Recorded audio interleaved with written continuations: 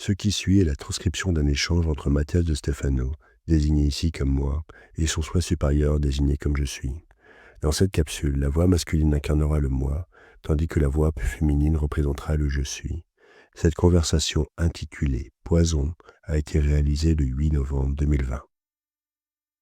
Chaque fois que j'ai eu l'occasion de voir la sculpture de Laocoon et ses fils dévorés par les serpents, je suis envahi par un sentiment étrange qui m'éloigne de l'histoire racontée par cette œuvre et m'amène plutôt à penser à quelque chose de plus métaphysique qui me met quelque peu mal à l'aise. Quelle est son histoire? Laocoon était un grand prêtre à Troie, un royaume célèbre situé sur la côte nord-ouest de l'Anatolie, dans la mer Égée. L'histoire de sa fin est celle que tout le monde connaît encore aujourd'hui.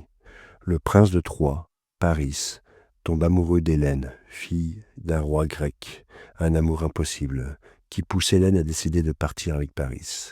Le roi grec avait exigé le retour d'Hélène, faute de quoi il déclencherait une guerre contre les peuples troyens. Mais ceux-ci décidèrent de répondre au nom de l'amour et n'eurent d'autre choix que d'avancer contre Troie, histoire que nous connaissons grâce à l'Iliade d'Homère. Malgré les efforts des Grecs, Troie semblait vaincre. C'est alors que Calcante, un devin, eut une idée.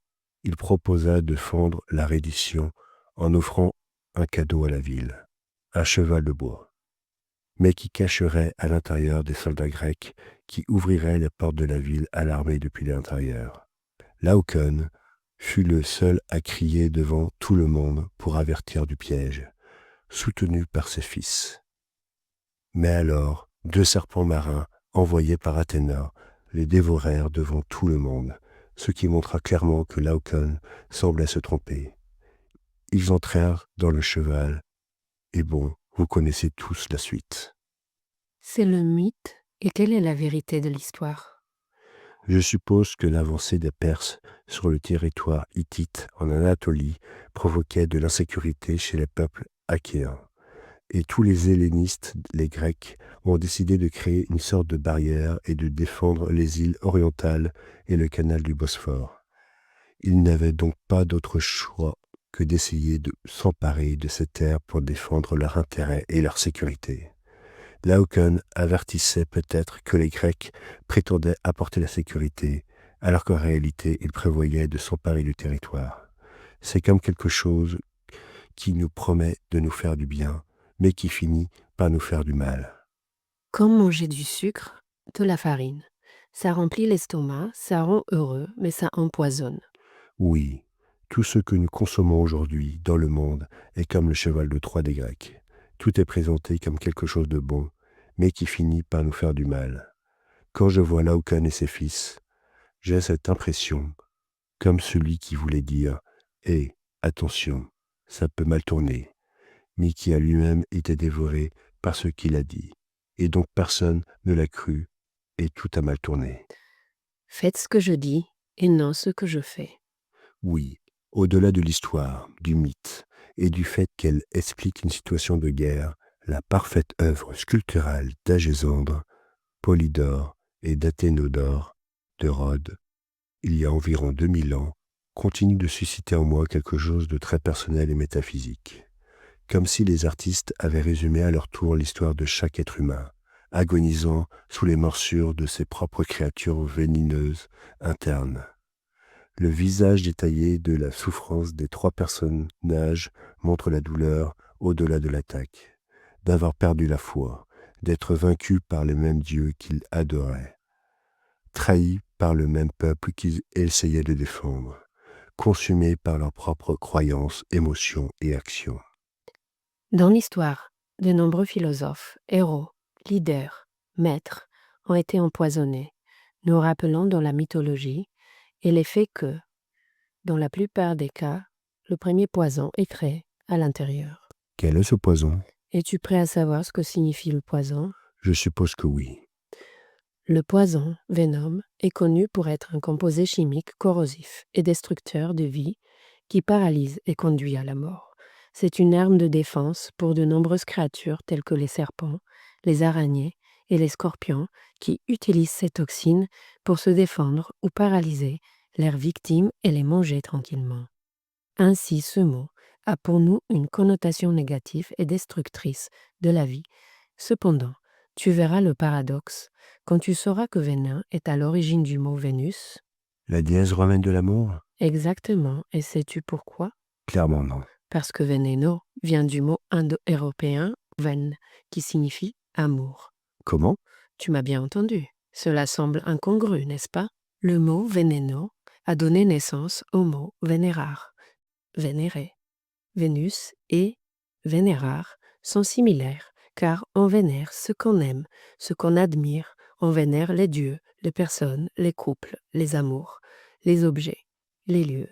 Mais le Vénusino n'est pas seulement lié à l'amour pur, mais à tous les types d'amour, la sensualité, la sexualité, la possession, l'attachement, la tendresse, la virginité, la chair, le tabou. La tendresse et la virginité pure sont représentées par le mot venado, en espagnol qui vient également de veine, mais dans son aspect le plus sombre. Il donne également naissance au terme vénial. Vénial fait référence à tout ce qui est péché, luxure, erreur charnelle du sang, tout ce qui est impardonnable. Ce concept nous fait voir l'aspect négatif du poison, ce qui détruit. Pour les cultures anciennes, il n'existe pas de bien et de mal d'une manière externe, mais le mal était interprété comme le poison intérieur de la personne. Le sang même que nous avons en nous peut nous donner la vie ou nous détruire de l'intérieur. Ainsi la vie et l'amour peuvent également être compris comme la mort et la haine, car ils ne sont pas des opposés externes, mais des expressions internes. On crée soi-même son propre poison à partir de ce qu'on aime. Dis-moi, qui a vraiment déclenché la guerre de Troie? Paris, par amour pour Hélène. Et dis-moi, comment a-t-il trouvé Hélène? En cherchant la plus belle, en cherchant le véritable amour. Et qui était capable de lui donner cet amour? La déesse de l'amour, Aphrodite, Vénus. Te souviens-tu comment Aphrodite a offert un tel amour féminin à Paris? Oh, je m'en souviens maintenant. La pomme de discorde.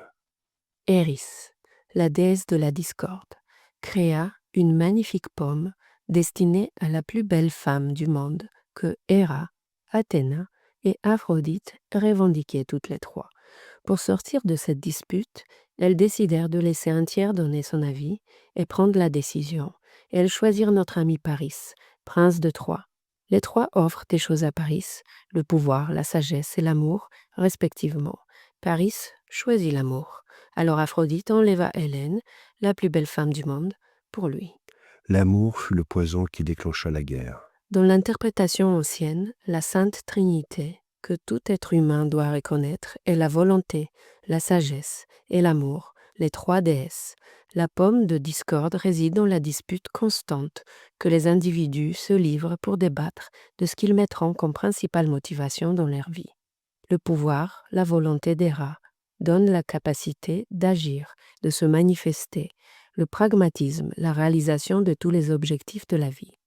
La sagesse et la stratégie mentale d'Athéna conduisent à un esprit calculateur, dénué d'émotions, capable de prévoir tous les mouvements futurs, donnant une compréhension de l'existence et la gloire dans la conscience.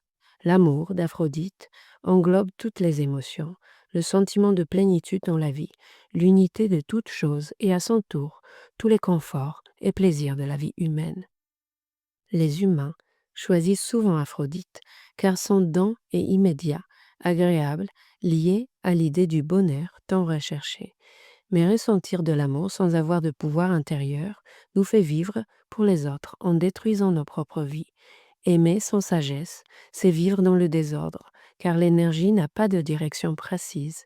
De la même manière que le pouvoir sans amour vous rend égoïste, la sagesse sans amour vous rend frivole et calculateur.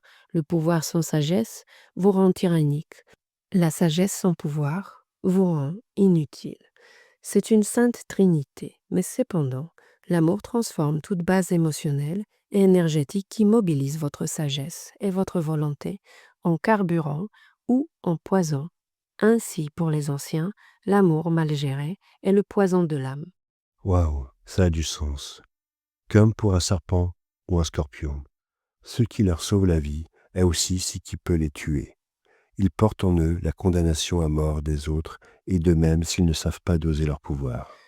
Tout repose sur l'harmonie, la cohérence, la capacité à utiliser de manière équilibrée le pouvoir intérieur. Nous portons tous un poison en nous, car nous avons tous une énergie d'amour mal gérée. Comment cela se traduit-il? La jalousie, le contrôle sur l'autre, l'attachement, la punition, les projections, la manipulation émotionnelle, les addictions sexuelles et à la drogue, la colère, la rancœur, la haine, la douleur, le désir de vengeance.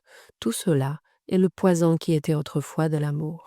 Comment puis-je transformer le poison en amour pur? Tu dois d'abord accepter que le poison existe en toi, que le serpent Kundalini ne coule pas en ta faveur et qu'il s'est enroulé autour de ta taille en mordant ton sacrum, comme cela arrive à Lao Kun. Ensuite, tu dois identifier quel est ce poison qui ronge ta vie. Tu devras ainsi identifier depuis quand tu le vis, quand c'était la première fois ou les circonstances dans lesquelles tu l'as ressenti. Et là, tu découvriras qu'il est né d'un amour déçu, c'est-à-dire de quelque chose qui n'a pas répondu à tes attentes de bonheur. Tu espérais ressentir quelque chose et quelque chose l'a empêché. Une pensée, une idée, une croyance, une situation, une émotion, une circonstance. Quelque chose a changé ou ne s'est pas déroulé comme vous l'espériez, laissant un vide qui devait être comblé par quelque chose. Et ce quelque chose est devenu votre poison. Cela vous plonge dans les eaux sombres et sales du subconscient. C'est pourquoi je vous conseille aujourd'hui, avant de vous endormir, de penser à vos poisons et de laisser votre subconscient vous montrer ce qui s'y trouve en rapport avec eux. Je le ferai, je comprends. Donc que le poison est un amour mal administré, et que lorsque les gens disent «il faut éliminer ce poison», ou «c'est une personne toxique», ou «elle avale son propre poison», et toutes ces phrases, il faut les repenser en reconnaissant que nous avons nous-mêmes créé ce poison pour nous défendre contre quelque chose dans lequel nous nous sentons faibles, par manque d'amour.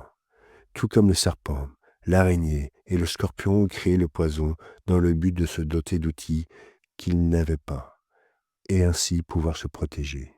Si l'amour que je recherche ne me permet pas de rayonner, alors je crée un poison pour me protéger. Telle serait la logique du corps. L'esprit a créé des histoires et des mythes pour nous rappeler nos plus grands regrets. C'est pourquoi les légendes contiennent les clés de la psychologie. Le mot mythe vient du grec mythos et signifie récit, c'est-à-dire des mots qui deviennent action. Le mot psychologie vient du grec aussi, psourie, âme et logos, connaissance, ce qui signifie que les mythes sont les mots qui racontent ce que c'est l'âme. Il ne faut jamais les prendre au pied de la lettre, car leurs narrateurs racontaient des histoires que seule l'âme d'un poète amoureux pouvait comprendre. C'est pourquoi vous savez maintenant que l'histoire de Lao Kun cachait ce que votre âme ressentait et que votre esprit ne pouvait expliquer. Le regard frustrant de celui qui souffre de la trahison, de la sagesse et de la volonté entre les mains de l'amour qui, sans conscience ni pouvoir, devient le poison de l'âme. Je vais désormais regarder la sculpture avec un autre regard, tout comme mes propres faiblesses et poisons. Je mettrai toute mon attention à les reconnaître et à partir de là, à les libérer dans la conscience et l'autonomie, en les transformant à nouveau en amour. Pendant ce temps, l'humanité continuera à se battre pour la pomme de la discorde, essayant d'identifier si c'est la volonté, la sagesse ou l'amour qui est le plus beau dans la vie, créant des guerres absurdes jusqu'au jour où elle verra que les trois étaient tout aussi beaux et merveilleux et que la pomme peut toujours être partagée.